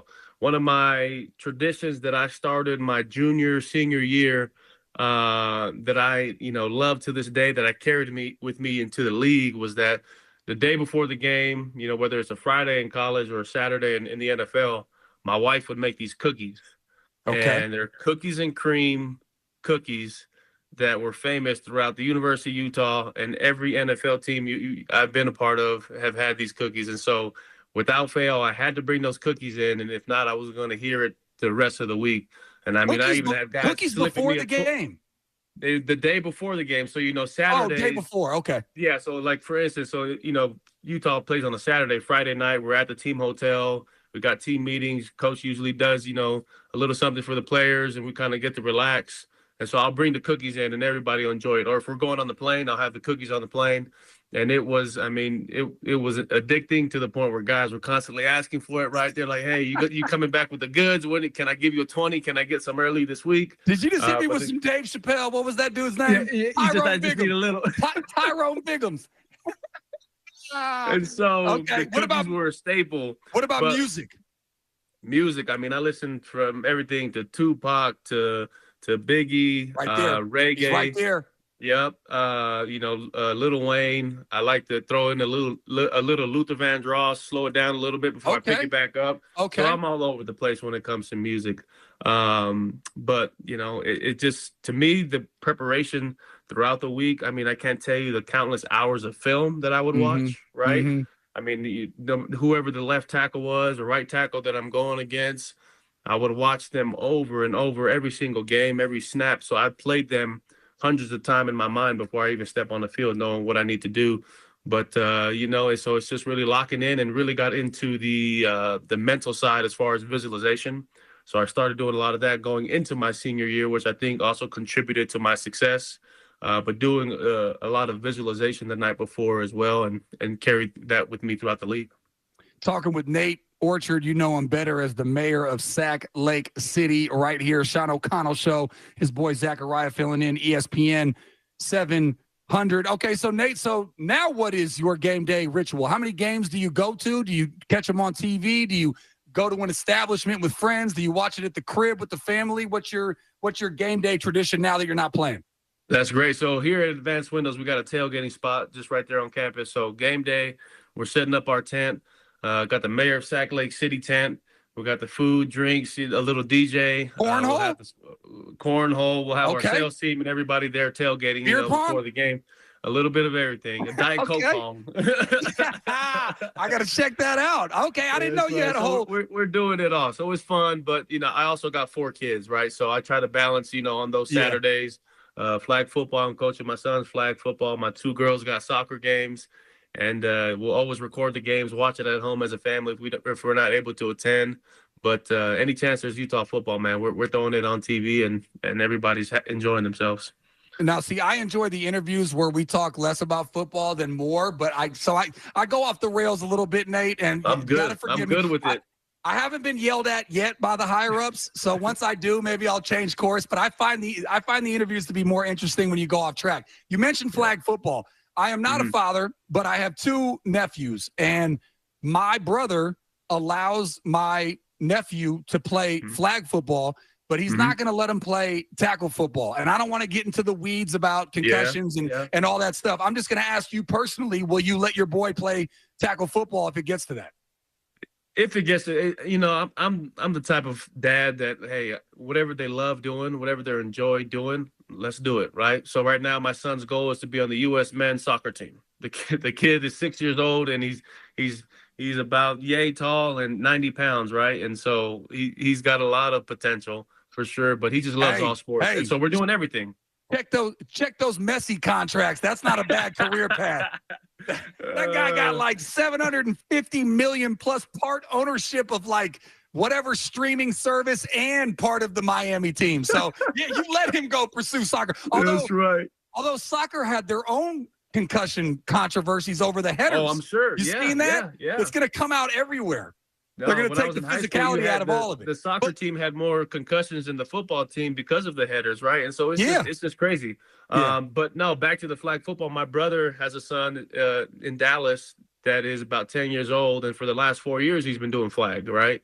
And so I think there is a little bit of a sweet spot as far as, when to throw the kids into tackle football and that progression. But definitely starting flag as early as you can, right? Like my son started at 5 years old and he loves it, but it gives you a feel for the game, how to move with the ball, what to look for, running routes, all those things. And they're just everything kids, right? but the tackling. Old, but they love it. They enjoy it, and they're happy being out there. And to me, as long as they're having fun, I think we're doing the right thing as far as making them happy. Yeah, I watched admittedly, I'm going to admit this on air. I watched a ton of flag football this summer because it's the dog days of summer. There's no actual college football, no actual NFL, no actual NBA. So it's just the dog day. And I think it was the All-Star break for baseball. So I was reaching. But there was some men and women amazing flag football games, and it's going to be a part of the Olympics in 2028. So not this year, but the next version of it in about in about 4 years. So yeah, I mean, and I've watched my nephew play flag football, but my brother's just like, nope, no tackle, no tackle. No, there's a time and a place, no doubt. Yeah, brother sounds like he knows what he's doing for sure. So we're 7 days away, Nate, and look, I think Utah Utes fans should be excited for a number of reasons. as you look towards this season, because I would say that most people going into it feel really good about the quarterback in Cam, obviously. I've heard most people that I've interviewed and talked to say that this is the best wide receiver group they've ever seen. The tight ends, you could go ad nauseum about in terms of how deep they are, how good they are, and in different aspects, too. They complement each other. The running backs, people are maybe semi-concerned with, but I think that they've got enough talent that even if they don't have one guy that stands out, I think they're going to be fine. So I think the defense would be the only part of it, and I think I'm higher on the defensive backfield than most people are. I think they're going to be phenomenal. I'm not worried about that at all, and I'm not worried about the linebackers either. And it's funny because Kyle Whittingham, and I don't know if it's like overcompensating, but he's saying that the D-line goes 7, possibly 8 deep. So when you look at the D-line, you tell me why I think the one position group on the all-22 that I'm concerned about, tell me why I should not be concerned with the D-line. I mean, at the end of the day, the stats speak for itself, and historically, Utah defense has never been a concern. That's true. And that position group specifically is the heart and soul of the defense, and it always has been. It always will be. The D-line and that group of individuals that are in there right now. Again, having a chance to see them at practice yesterday, I mean, they are big, mean, nasty, and fast, and they know what they're doing. And everybody's coming out healthy out of this fall camp, and so they're just all ready to roll, right? You can tell when guys have bumps and bruises that they're pulled out a few plays here and there, but this is the healthiest I've seen them coming out of fall camp in a number of years, and so it's going to be an exciting time, and really just a position group that I hope can make a big impact in a lot of ways as to like, hey, I want to see my big boys scoring some touchdowns, right? I want to see them out there having some fun. So, no, this is going to be a good group, man. A really good group with our ends, Connor O'Toole, Van, getting some guys back from injuries. Keanu Tanavasa, young buck on the inside, just has a lot of reps and a lot of experience. Junior Tafuna, big body boy, who's just, big teddy bear, but once he puts his hands on you, it's a whole nother ball game. Watch out. And so, it's, again, a group that has always been historically solid through and through. Well, this won't be our last interview together, hopefully, because I do want to talk to you about technique. I want to get a little geeky about it. And in terms of what I'm watching, just sort of as a novice, and in terms of like what you actually applied, we'll do that in another interview because I got to get you out of here. But before we do, does Advanced Windows come to Cali? Because I got some window problems up here in Berkeley. You know what I'm saying? So we can make a trip for you, Zachariah. We can make something happen. We'll load up a box truck and get my guys out the door. Okay, so for the people that are a little closer, tell them about Advanced Windows. Yeah, Advanced Window Products. We've been around for 38 years. We service all your window needs. If you're looking to replace your glass or you have windows that are failing, not operating the way they need to, with this, heat as we transition into fall, you want to get your windows assessed. Give us a call today. We can have one of our specialists come out, go through a window audit with you, take a look at every opening, and it's free, no cost. And just educate you on the product. We love educated buyers. We could talk to you about our glass and our vinyl and how that'll just make a difference in your home, from sound, security, the energy efficiency, and most important, the aesthetic and that curb appeal. So give us a call at 801-850-9100, or you can visit us at advancedwindows.com. Again, that's 801-850-9100. Absolutely. And, a lot of times you do not get an estimate for free. So there's nothing to lose. You got any kind of window issues, bring them out. If they don't like what they hear, then they could say no, but then it's not going to cost them any money. And it's not going to cost them any money. Follow my guy on Twitter at Nate Orchard 44. If you go on there, my guy hasn't posted in forever. I'm going to get on his account. I'm going to blow this guy up. He's not even going to be able to go out to dinner in public when I'm done marketing his Twitter account. Nate, appreciate your time, man. Appreciate you, Zachariah. Next time I'm out there, I better meet you in person. Yes, sir. Yes, sir. Thanks, JP. Thanks, Zachariah. There you go. The mayor of Sac Lake City, Nate Orchard. Great guy. At least I got to meet him on video, James. Put a face to the name.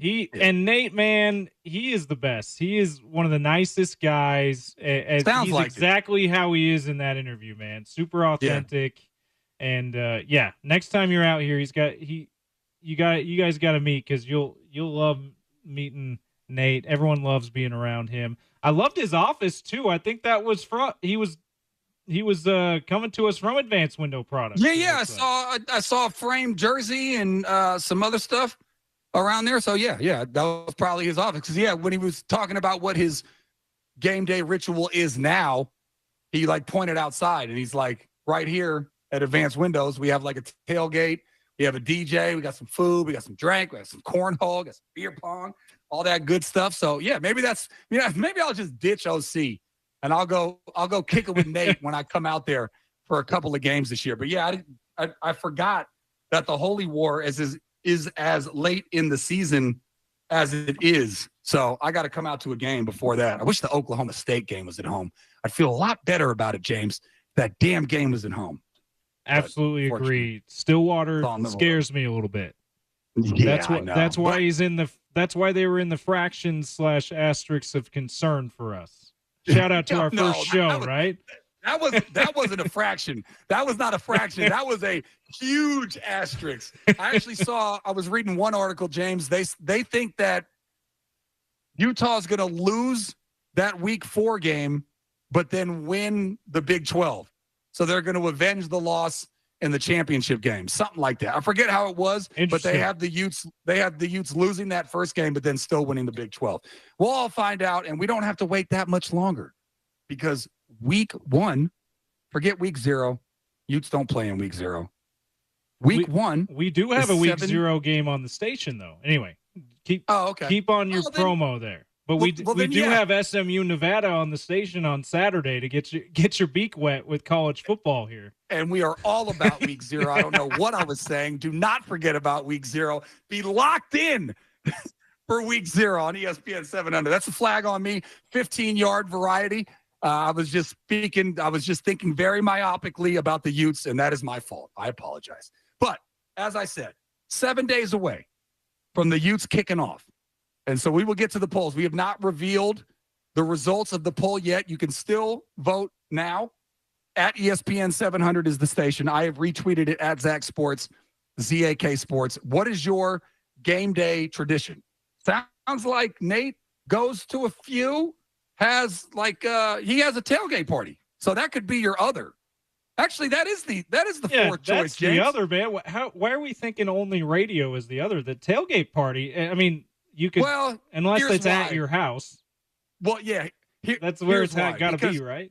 Well, here's why. Because if you're tailgating, you're either going to the game or you're going to a restaurant to watch it or you're going to a house to watch it. Yeah, so it involves all three. You're right.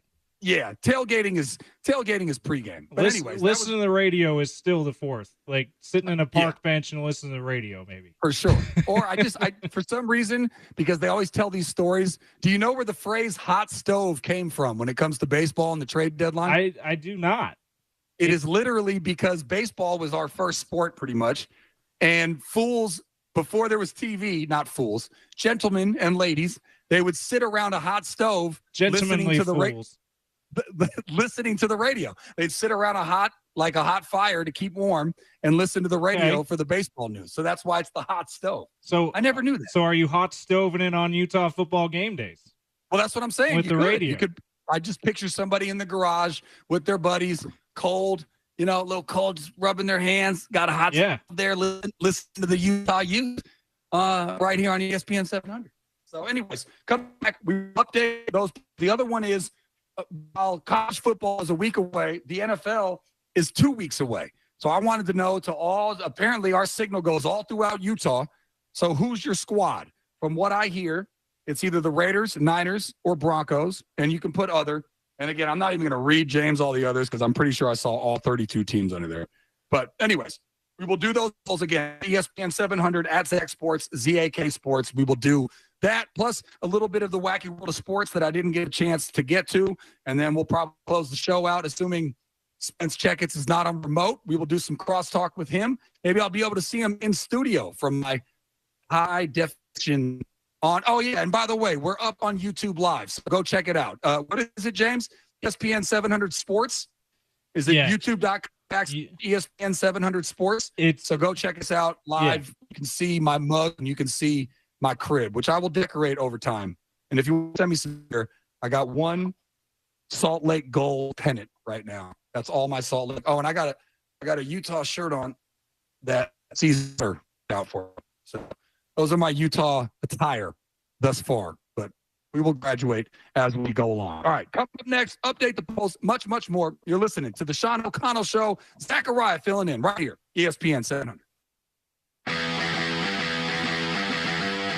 First and 20 for Utah. They throw the screen out here to Keithy on the near sideline. He's beyond the 30. Keithy stays on his feet and gets beyond the 35 to the 36-yard line. So he picks up a good chunk of yards on that play. Picks up about 10. Not a bad run that time by Keithy after the catch. Almost the 37-yard line. Second down and 14 coming up for Keithy and the Utah offense.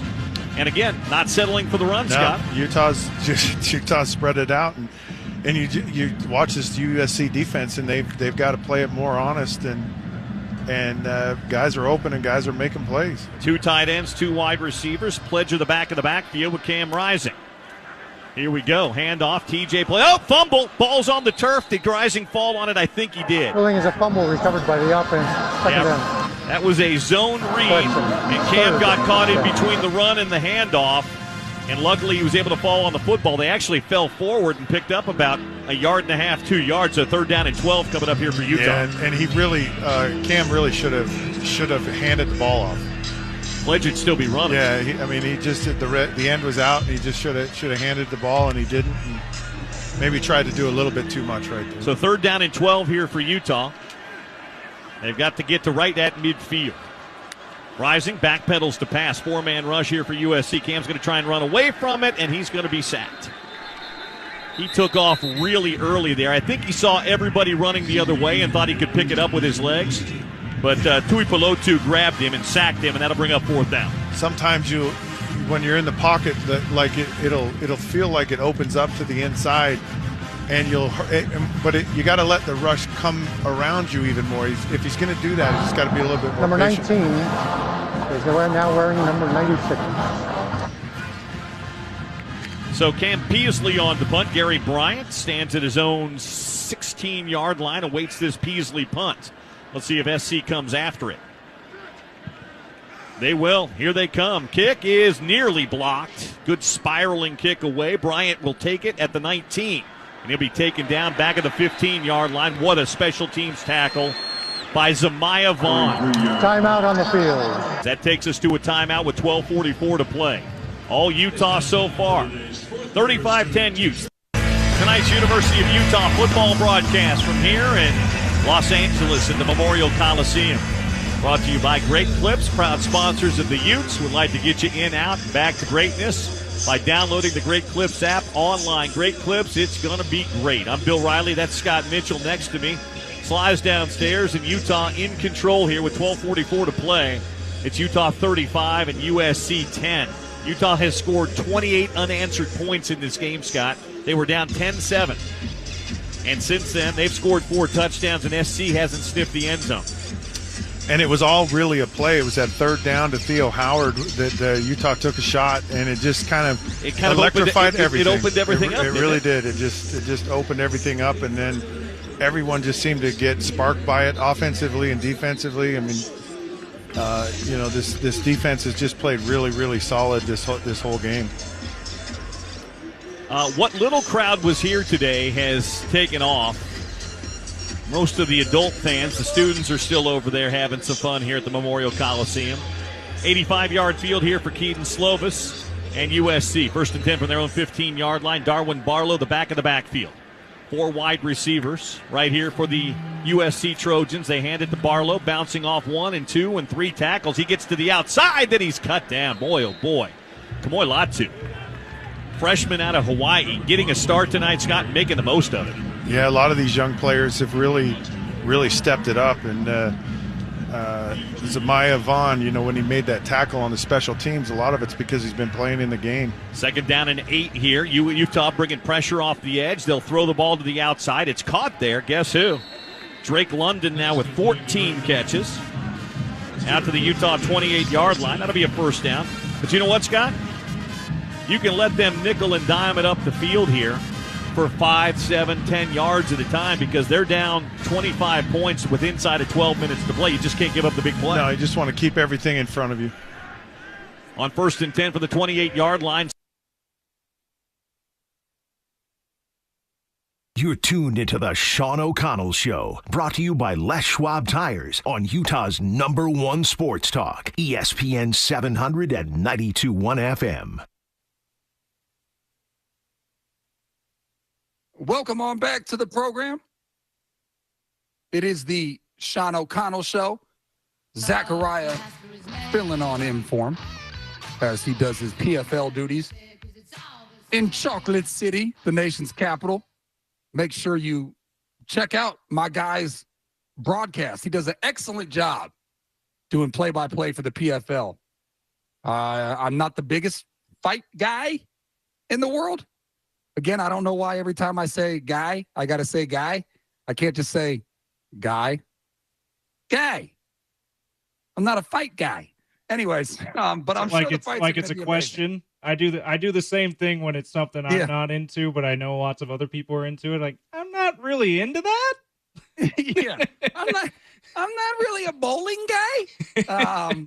But anyways, I do watch my guy though. I watch OC because I just like watching him broadcast, and then sometimes I will get into the fights. If the fight is exciting off top, then I'll get into it. But in general, not my bag. But if you are a fight guy, then check it out. PFL, very competitive. I know it's not quite UFC or whatever, but it's right below for a reason. And a lot of those guys end up going to the UFC depending on how they fight. And a lot of times, sometimes they could be more competitive than what you see because guys are here trying to get to that level of the UFC. So yeah, anyways, check out the broadcast. I don't know the exact time, but probably around 4 o'clock or something, 4 or 5 o'clock, ESPN. He'll be broadcasting the fights Friday night. So I'm holding it down for him today and tomorrow. Coming up at 1:45, hopefully some crosstalk with Spence Checketts. I will ask him how he thought the sales party went. And also, he had a remote at a golf establishment yesterday. I was listening to him on the ride home and on my way to the airport as I made my way from Salt Lake. And so hopefully some crosstalk with him. And what's his game day tradition? What does he do usually on game days? I don't actually know. Does he go to the games? Does he watch them at home? Does he tailgate? Does he go to an establishment? We'll ask Spence the question that we've been asking you throughout the show. And again, you can still vote. I'm going to update the polls right now, but you can vote. I think the poll's up for like 24 hours. But I want to know, as we are 7 days away, that's right, Utes fans and Utes, 7 days away from game day. And so what do you do on game day? Let's update these poll results. Again, the station is at ESPN 700. I'm at Zach Sports, ZAK Sports. Your options: go to the game, go to an establishment, watch at home, or other. Now, of all these votes, I'm pretty shocked by this, James. I've never seen 0% for two options. I know that maybe it's a flag. It's a flag on us for putting those two options in. I guess I don't know. Part of the issue is we ran out of characters to say watch. I was going to say watch at your home or others. So anyway, I wonder if we're able to, if we had a few more characters, if that would get a few more options. But that one's not 0. So there you go. Well, I don't know. Rounding up, we have 100 votes, and only 2 of the 4 selections were chosen. I'm a little surprised by that. Me too. I don't think that going to a local establishment is that bizarre, and it got no votes. 0.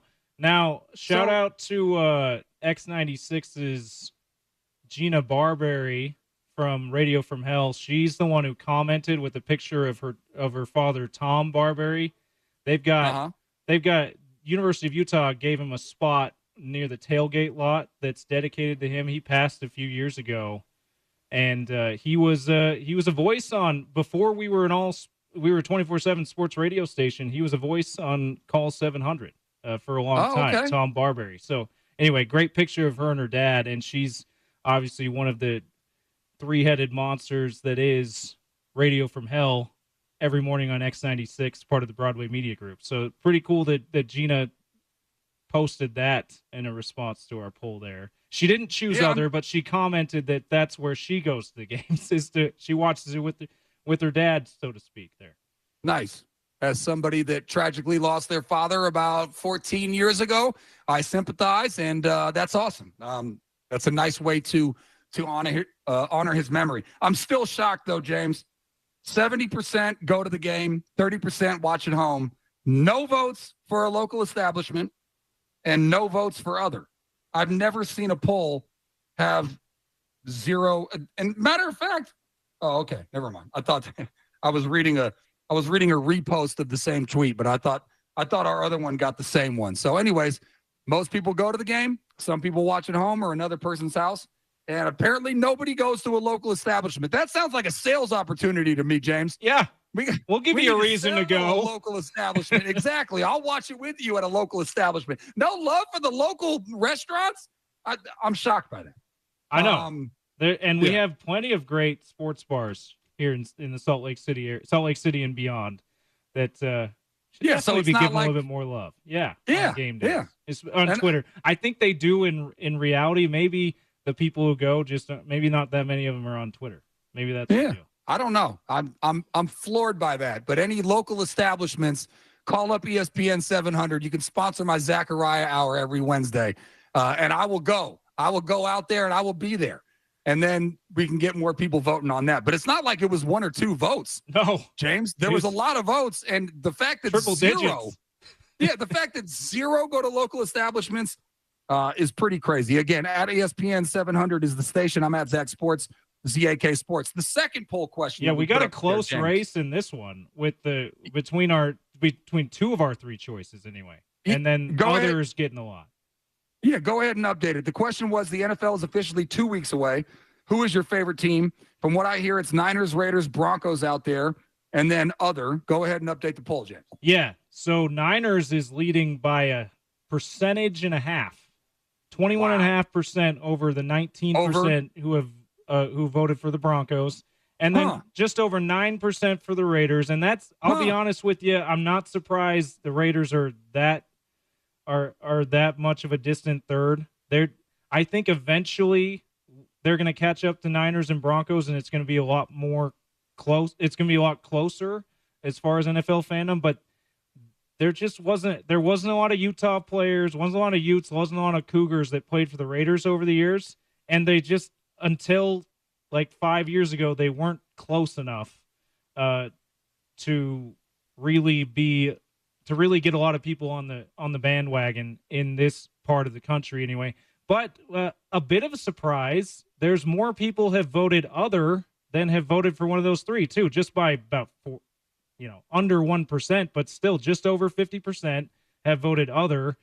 And I think the most, looking through the comments and looking on the text line as well, the most people who are other than those fans are unfortunately Kansas City Chiefs fans and maybe LA Rams. Well, yeah. Well, the Rams won one like 4 years ago. Chiefs have won 3 and 5 or something like that. So that's not terribly surprising if you're in a state that does not have a pro football team. But I heard Spence on the radio yesterday saying that there's going to be more and more Raiders fans because it's only he said a 3.5 hour drive, depending on how fast you drive. An hour flight. To Vegas. And since they moved there a couple of years ago, that number might increase over time. But there you go. There are your polls.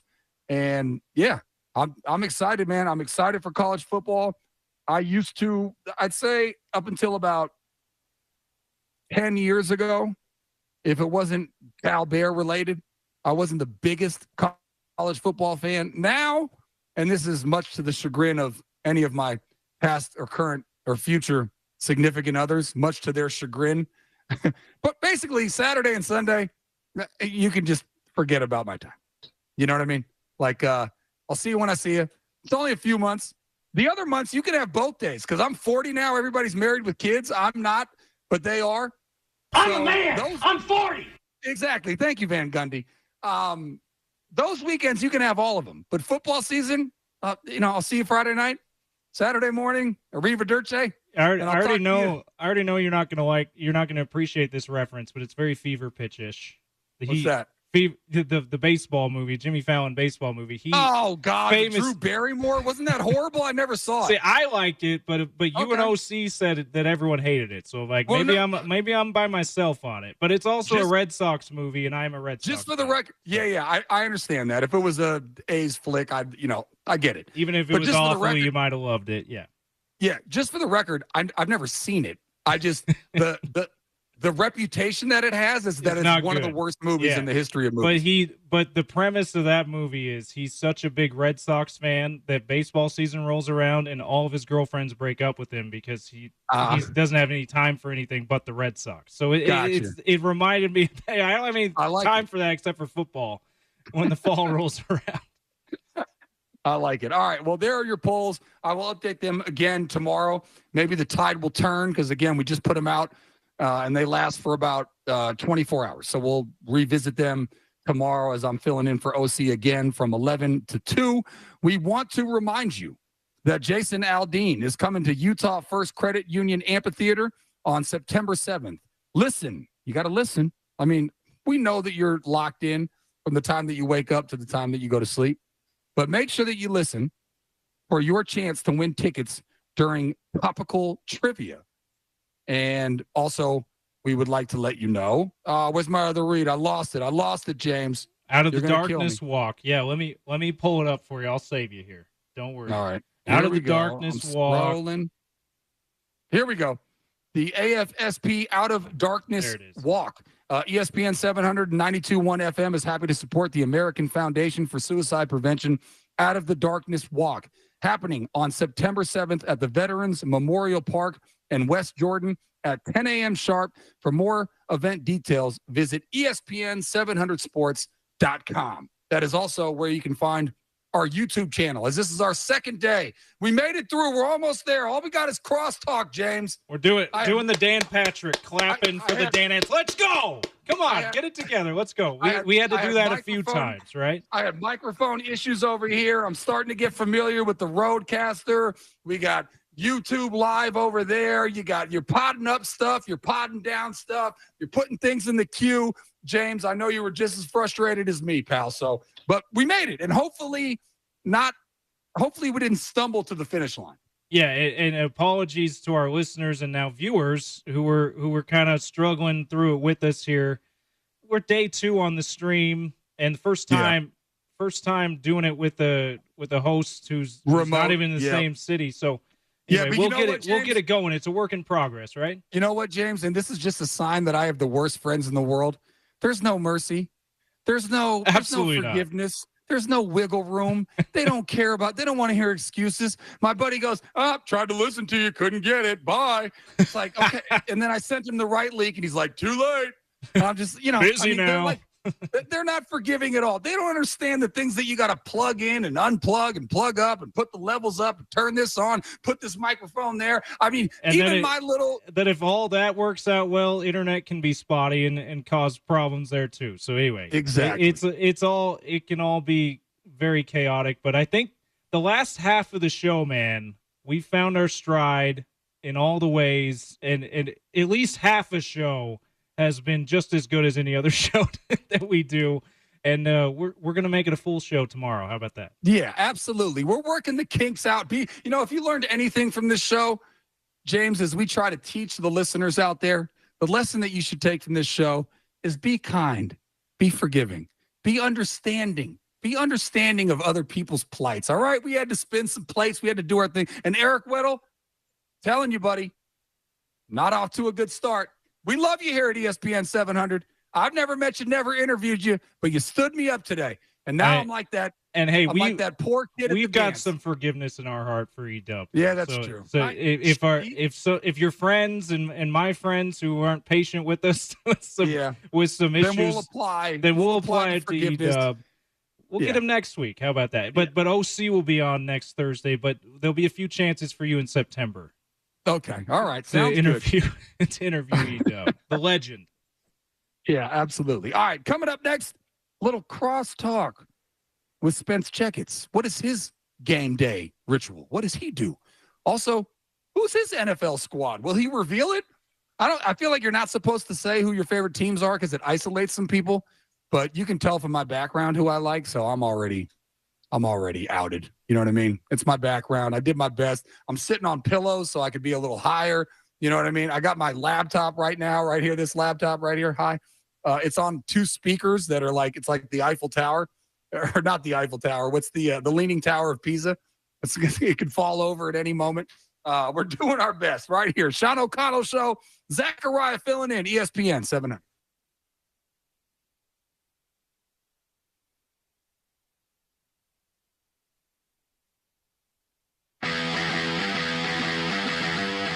Malapei in the ball game for the first time here on 1st down and 10. They throw that flanker screen to London again. London wrapped up. Now he runs out of a tackle. He gets into Utah territory before he's run out of bounds at the Utah 46-yard line. Latu was there, a bunch of guys that were there. That's now 15 catches for Drake London. 15 catches for 158 yards. Well, and really that's about as good as Utah's played this bubble screen. Slovis throws it outside, and it goes incomplete. Clark Phillips tried to jump that route, where it was caught. It was caught. It was caught for about a 3 or 4 yard gain. Catch number 16. Phillips almost came up with it, though, and that would have been a good pick. 1st and 10 from the Utah 40-yard line. It'll be a pass just about every time here from Keaton Slovis. Here he goes, looking down the field, stepping away from pressure, hit as he throws down the middle of the field. It's caught at the Utah 3-yard line by Gary Bryant. He was all by himself in the middle of the field. Latu tackled him, but 1st and goal coming up. Utah was too slow getting to Slovis, and that time he made him pay. Yeah, and I mean, you just can't have that much time to throw the ball. No one can cover that. Handoff, goal line, Malapei stopped at about the 2-yard line. As the clock comes up on 10:15 to play, USC will go with tempo on the goal line now. 2nd down and goal from the 2. Slovis again looking, again handing. Malapei toward the goal line, into the end zone, touchdown. He scored a year ago against Utah. And Malapei scores a 2-yard touchdown run there to get USC its first touchdown since early in this game with 10:04 to play. Yeah, and really, that's a little too fast. I mean, I hate to say it, but it's just a little too fast. So you gotta keep things more in front of you if you're Utah. He did a pretty good job of it, but when you give up that big play down to the 3-yard line, that's the one that's going to really bite you in the backside. 9 plays, 85 yards, only 240 went off the game clock. They're going to go for 2 here because they pretty much have to go for 2 here. 3 touchdowns and 3 2-point conversions aren't going to be enough here for USC. Malapei in the gun with the Slovis here on the 2-point conversion. Keaton Slovis brings a man in motion. That's Bryant. Surveys the field, looks, fires to the end zone. Is it caught? It is. Taj Washington came up with it. 2-point try successful with 10:04 to play. It's Utah 35, USC 18. USC looks like they're bringing out the onside kick. They are. And Utah's got the hands team out right now. Parker Lewis has it teed up at his own 35. Utah with a hands team up right now. Lewis is going to hit it to his right-hand side, it appears. He hits that on.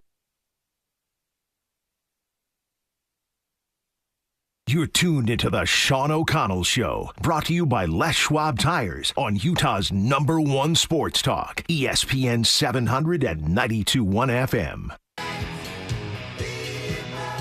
Welcome back to the program. It is the Sean O'Connell Show. His boy Zachariah filling in for him for the remainder of the show.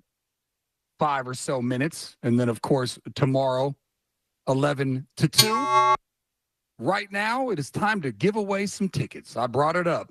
2 tickets to see Jason Aldean.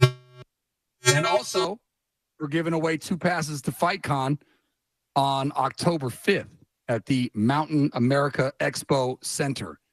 And the way that you get those tickets, it's called Topical Trivia. I've been telling you all day long that you can call in or text in at 877-353-0700. The question is, we spoke with the mayor of Sac Lake City earlier, Nate Orchard. What is his game day ritual? Hey, Text Spence in the is answer. running late. He actually hasn't made it yet, so we'll skip 353 Sorry. 0700. 877-353-0700. The first one to answer that question, what is the mayor of Sac Lake City, a.k.a. Nate Orchard, what is his game day tradition? Text that in, and we will get you some tickets. All right, well, we were going to have crosstalk. Looks like Spence is making his way in. If we were to have crosstalk, and anytime we do have crosstalk with Spence Checketts, it's always brought to you by Bolt Skin and Shave, the first brand for men who shave their brand, leading a new revolution in men's grooming with a full suite of shave products from their 5-blade performance razor. Visit boltshave.com. So hopefully you texted in at the right time. James will receive those texts. If you were listening, you know the answer. And if you love Jason Aldean, you'll get 2 passes. And also, you'll get 2 passes to FightCon on October 5th. Is OC going to be hosting FightCon, James? He should be, right? Yeah, he was a little coy about it when Alonzo asked him about it the other day. He said, "You going to have a booth there or something?" And he said, TBD. So we'll see. You may or may not see OC at FightCon at Mountain America Expo Center on October 5th. Sean loves to play coy. He loves to be mysterious. And by the way, for the listeners out there, the only time I call OC Sean is when I'm being condescending. So yes, that was being condescending. The guy should give you a flat out answer. But all right, that will do it for me. I will be back mañana. Same good time, same good channel. 11 to 2. We will have a bunch of good stuff for you. I'm working on a bunch of good guests. Hopefully we line them up. Maybe Eric Weddle will call me and make up for standing me up today. Again, I'm going to bring that up so many times. It's like beating a dead horse. You can't even say that anymore, can you, James? Are the animal people going to not when you're talking about equestrian in the Olympics for sure. That's true. You can't equestrian expert. All right, so what I'm gonna run it into the mud or something. Give me a more politically correct phrase. But I'm going to keep bringing up Eric Weddle. Eric Weddle, if you're listening, I hope you feel guilty. If any of his friends are listening, text him and make him feel guilty. He stood me up for an interview. Hopefully, my guests will not stand me up mañana. Again, go ahead and vote on the polls at ESPN 700. Got 2 up today. We'll probably have another 2 up for tomorrow as we love your fan interaction. I'm at Zach Sports, ZAK Sports. The station is at ESPN 700. Thanks for listening. Hope you join me tomorrow, 11 a.m. sharp. It has been the Sean O'Connell Show. Zachariah filling in right here, ESPN 700.